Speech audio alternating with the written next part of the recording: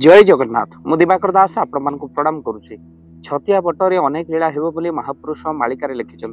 पंचसखा जुगर कवि माने छतिया बटर महिमा अनेक वर्णना कर।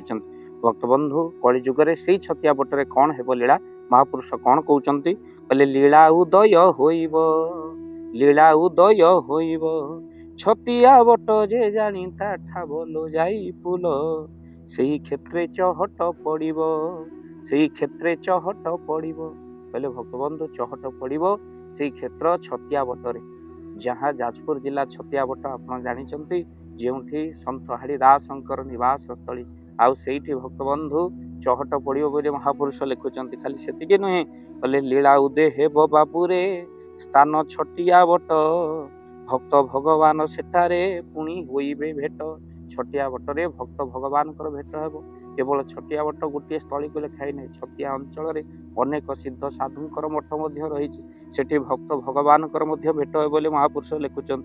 बोले 16 मंडलर भक्त एवं मिलन स्थली सेठारे होई राम रे साधु सन्थंक मेली पहले साधु सन्थंकर मेल हम साधु सन्त माने अनेक छतिया बट को आसबे। खाली से नुहे बोले दर्शन करिवे प्रभु को स्थान दिशिव शोभा छतिया श्रीक्षेत्र होइब लीला करिवे अबा। भक्तबंधु छतिया श्रीक्षेत्र पलटि जीव सिद्ध साधु माने श्रीक्षेत्र को आसबे।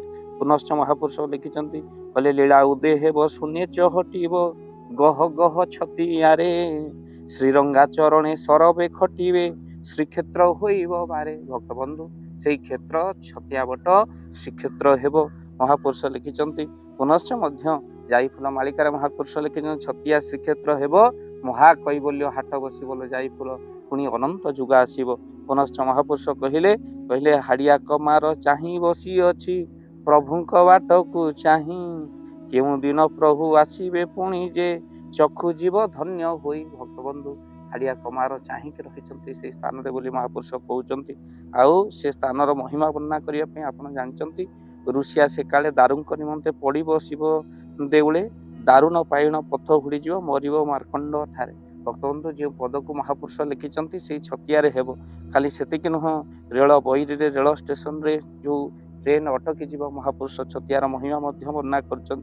पुनश्च कहते कहले कलिजुग भितर अनेक ऋषिया मूलके जो भक्त मैंने आसबे से प्रभु को दर्शन कर फेरी जा समय भीतर से छतिया अटकी जीवे बईरी स्टेशन रे ट्रेन भांगिब जहाँ को आपण मैंने अनेक थर शुणी। किंतु आज लीला क्षेत्र हेब उदय छतिया बटरे महापुरुष लिखिं कहले बेलहूँ गुरु आश्रा कर। आ पुनश्च कौन कहले कहले आहुरी गुप्त कथा जो रही सबु प्रकाश करी 10 सरदार आहुरी अच्छी मने मोर हिला खेती। भक्तबंधु कलिजुग भितर 10 सरदार से जगार ही भेट हेबे।